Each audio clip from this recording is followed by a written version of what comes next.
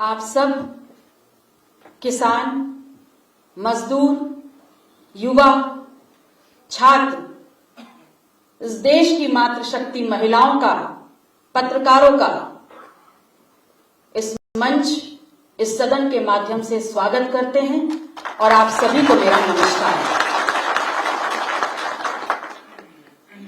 कहना बिल्कुल भी गलत नहीं होगा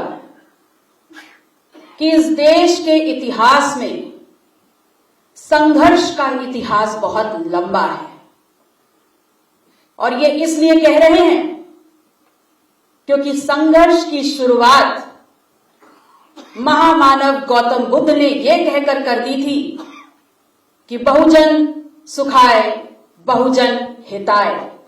उसके बाद ये संघर्ष लगातार चलता रहा। डॉक्टर राम मनोहर लोहिया ने, एक समाजवादी चिंतक ने यह कह दिया कि 100 में से 60 पिछड़ों का है।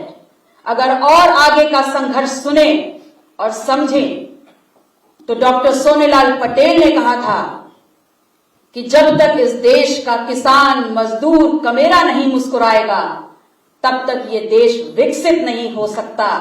ये लड़ाई इस देश की सामाजिक व्यवस्था की है। ये लड़ाई इस देश में व्यवस्था परिवर्तन की है। ये लड़ाई इस देश में 90 बनाम 10 की है। ये लड़ाई इस देश में कमेरा बनाम लुटेरा की है। और इस संघर्ष को लेकर के लगातार चलते रहे और आज अपने आसपास की परिस्थितियां देखिए और पुनः एक बार याद कर लीजिए और कहेंगे कि ये हमारी खुशकिस्मती है कि पूरी जिंदगी संघर्ष करने वाले ऐसे लिविंग लेजेंड माननीय मुलायम सिंह जी का हाथ हमारे सर पर है। अपनी पूरी जिंदगी को संघर्षों के बीच में गुजारने वाली राजमाता श्रीमती कृष्णा पटेल जी का आशीर्वाद हम सबको है कि जिनकी बातों को लेकर के, जिनका सानिध्य लेकर के, जिनका आशीर्वाद लेकर के हम लगातार आगे बढ़ रहे हैं। कहने को तो ये देश कृषि प्रधान देश है, लेकिन आसपास की परिस्थितियां ऐसी हैं कि इस देश का अन्नदाता इस देश में अपनी पहचान ढूंढ रहा है। ये वादा करके लोग सत्ता में आए थे कि किसान की आय दोगुनी करेंगे, लेकिन जबान जरा सी फिसल गई। असल में कहना चाहते थे कि किसान को दोहरी मार देंगे। और दोहरी मार इसलिए क्योंकि अगर किसान खाद लेने जाता है तो डंडा खाता है, किसान अगर दिन में खेती करता है तो रात की चौकीदारी करता है, किसान अगर खेत में फसल उगाता है तो इस देश की सबसे महंगी बिजली और सबसे महंगा तेल का प्रयोग करता है और उसे कहीं पर किसी प्रकार से सरकार से सहूलियतें नहीं मिल रही हैं। जब इस देश का किसान मरने की कगार पर है, हर किसी की थाली में 56 भोग परोसने वाला ये अन्नदाता अगर आज उसकी जेब भी खाली है, उसकी थाली भी खाली है, तो फिर कैसे विकास की बात हम करते हैं, ये हमें सोचना होगा। क्या कह रहे थे? सबका साथ और सबका विकास। ये बताइए, जब इस देश का सबसे बड़ा जनाधार, इस देश का कमेरा, इस देश का किसान अगर गांव की पगडंडियों में रहता है, खेतों में रहता है और जिसकी नोटबंदी के बाद अगर उसकी जेब पर मार मारी गई है और कोरोना के बाद अगर उसकी पेट पे लात मारी गई है, तो कैसे आज ये सरकारें सोच रही हैं कि कैसे उसका बच्चा शिक्षा ले पाएगा और कैसे उसका बच्चा रोजगार ले पाएगा। 2 सालों से शिक्षा प्रणाली ध्वस्त है और उसके बावजूद सरकारें कहती हैं कि आप ऑनलाइन क्लासेस करवा दीजिए। जिसकी जेब में पैसा नहीं, जिसकी पेट में खाना नहीं, थाली में 2 निवाला नहीं, वो कैसे 12,000 का मोबाइल लेकर के 500 का डेटा पैक डला करके अपने बच्चों को शिक्षा दिला पाएगा? ये हमें सोचना है। जब बच्चों की शिक्षा नहीं है, जब बच्चों के पास डिग्री नहीं होगी तो रोजगार कैसे होगा?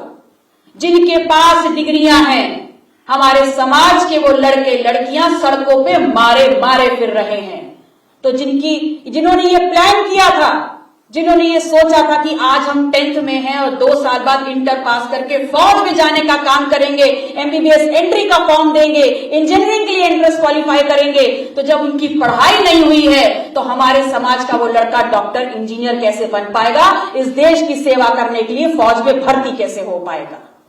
हमें ये सोचना होगा कि जिनको मारा जा रहा है जेब की मार दे करके, पेट की मार दे करके, आर्थिक मार दे करके, वो इस देश का वो समाज है जो पिछड़ा कहलाता है।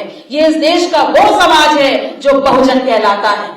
हम आपसे कहना चाहते हैं कि चमचमाती सड़कें, बड़े बड़े स्कूल, चमचमाते हॉस्पिटल दिखा करके जिनका वोट लेने का काम कर रहे हैं, क्या उनकी जेब में इतना पैसा है कि ये आईआईटी या प्राइवेट कॉलेजों में अपने बच्चों को पढ़ा सके? क्या उनकी जेब में इतना पैसा है कि उन चमचमाती सड़कों पे अपनी महंगी महंगी गाड़ियां ले जा सके? वास्तविकता यह है कि हमारे पास तो आज साइकिल भी नहीं बची है। इन लोगों ने ऐसी स्थितियां ला दी हैं कि अगर रोटी मिल जाए तो बहुत बड़ी बात है। क्या कहते हैं और क्या समझाते हैं कि इस देश में महिला देवी के समान है। महिला के सशक्तिकरण की बात करते हैं तो एक बात पूछना चाहते हैं, कौन से महिला को देवी मानते हैं? कौन से महिला के सशक्तिकरण की बात करते हैं?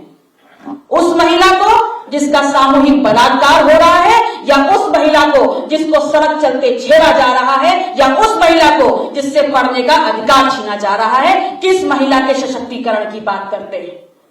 जब आपकी सत्ता में लोगों की जो बेटियां हैं उनको सरेआम उनके साथ बलात्कार किया जा रहा है, याद है ना हाथरस कांड और उन्नाव कांड?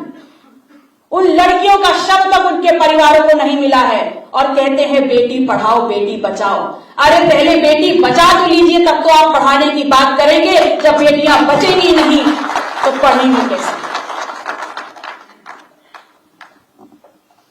इस देश का कितना नौजवान है जो सड़कों पे घूम रहा है, लड़ाई लड़ रहा है, और ये सरकार है जो अपनी पीठ थपथपा रही है ये कहते हुए कि हमारी सोच ईमानदार है और काम दमदार है। वाकई में काम तो इतना दमदार है कि जिस रोड के उद्घाटन के लिए नारियल फोड़ने जाते हैं तो नारियल नहीं फूटता लेकिन सड़क फूट जाती है।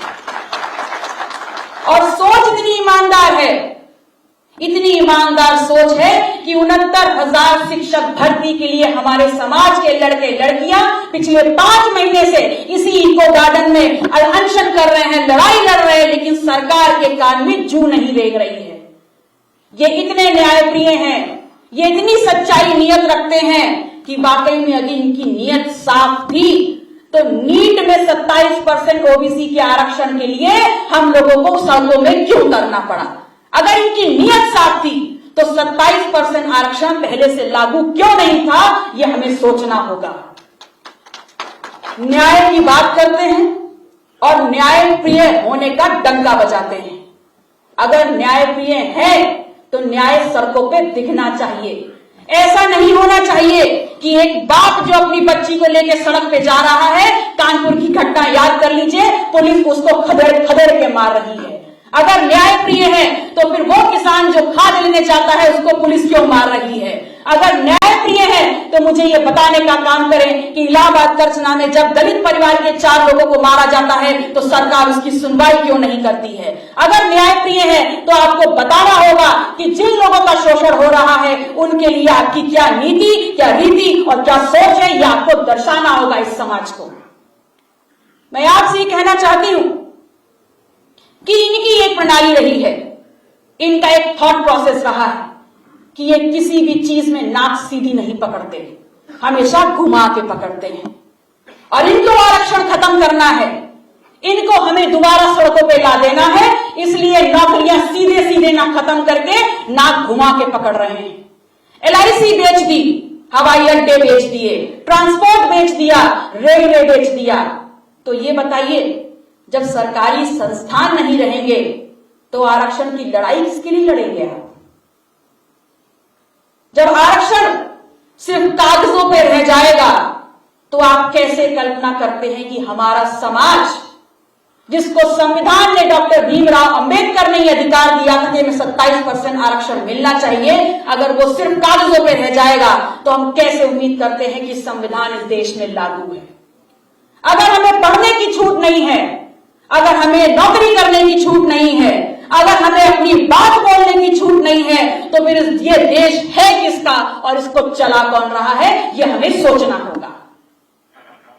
अगर आरक्षण चला गया तो कल्पना करिए कि संविधान में जब आरक्षण मिला, 75 वर्ष आजादी के बाद भी आज आरक्षण का वो कोटा पूरा नहीं हो पाया है और हम आज भी पूर्ण रूप से विकसित नहीं हो पाए हैं, इस देश की मुख्य धारा में जुड़ नहीं पाए हैं। तो जब आरक्षण कागजों में रह जाएगा तो हमारे समाज में क्या होगा, इसकी कल्पना करिए। हमारी पीढ़ियां किस ओर जाएंगी, इसकी कल्पना करिए। मैं आप लोगों से यह कहना चाहती हूं कि ये याद रखिएगा, जब तक इस देश में जातिवार जनगणना नहीं होगी, इस बार इस देश का कमेरा समाज जनगणना होने नहीं देगा। क्योंकि जातिवार जनगणना इस देश समाज के बहुमुखी विकास के लिए आज के वक्त की सबसे अहम मांग है। और अगर ये नहीं होता है तो हमें कभी पता नहीं चल पाएगा कि इस देश का ये पिछड़ा समाज कितना बड़ा समाज है। हमें कभी यह आंकलन नहीं हो पाएगा कि इस देश में हमारी ताकत कितनी बड़ी है। और अगर जातिवार जनगणना हो गई तो हमें अपनी ताकत का अंदाजा होगा और फिर हम सीना ठोक के कहेंगे कि जिस समाज की होगी जितनी संख्या भारी, उस समाज की होगी उतनी भागीदारी, और जिसकी होगी जितनी भागीदारी, इस देश के सदन, इस देश के विकास, इस देश की संपदा, इस देश की शिक्षा, इस देश के स्वास्थ्य, इस देश के रोजगार में उस समाज की होगी उतनी जिम्मेदारी। और हम बना के रहेंगे एक ऐसे समाज को जहां पर पायदान के सबसे नीचे खड़े एक व्यक्ति को भी हम समाज की मुख्य धारा में, व्यवस्था की मुख्य धारा में लाकर खड़ा करने का काम कर देंगे। आज अपने आसपास गौर से देखिए, शिक्षक परेशान, व्यापारी परेशान, छात्र परेशान, अधिवक्ता परेशान, डॉक्टर परेशान, महिला परेशान, पत्रकार परेशान। तो ये सरकार है किसकी? जब सब बर्बाद हैं, जब सब परेशान हैं, जब सबका शोषण हो रहा है, तो विकल्प सिर्फ एक है। विकल्प यह है कि जब मैं अपनी रिसर्च कर रही थी तो मुझे बताया गया था कि जब कैंसर बहुत अधिक बढ़ जाए तो उसका ऑपरेशन कर देना चाहिए। और आज जब इस भारत माता रूपी शरीर में इन संगियों का ये कैंसर बहुत बढ़ चुका है, इनका ऑपरेशन कर देना चाहिए, तभी सामाजिक न्याय की आवाज बुलंद होगी। और आज मैं आप सभी के सामने ये संकल्प लेती हूं और आप सभी से कहूंगी, ये संकल्प पूरी ताकत से मेरे साथ दोहराइएगा कि इन आरक्षण विरोधी, इन संविधान विरोधी लोगों के लिए, उनको सत्ता से हटाने के लिए, सामाजिक न्याय व्यवस्था परिवर्तन की नींव रखने के लिए माननीय मुलायम सिंह जी के आशीर्वाद से, राजमाता जी के नेतृत्व में जिस सरकार की तरफ बढ़ने का काम हमारे बड़े भाई माननीय अखिलेश यादव जी 2022 के मुख्यमंत्री के रूप में कर रहे हैं, हम सभी पूरी ताकत से उनके साथ हर कोने पे खड़े होकर के उनकी आवाज को, उनके हाथों को एक नई ताकत देने का काम करेंगे। और ये याद रखिएगा कि हमारा मिशन है इस प्रदेश में सामाजिक न्याय की पद्धति को लागू करना। हमारा मिशन है इस प्रदेश में हर समाज को सम्मान दिलाना। हमारा मिशन है इस प्रदेश में हर हाथ को रोजगार दिलाना।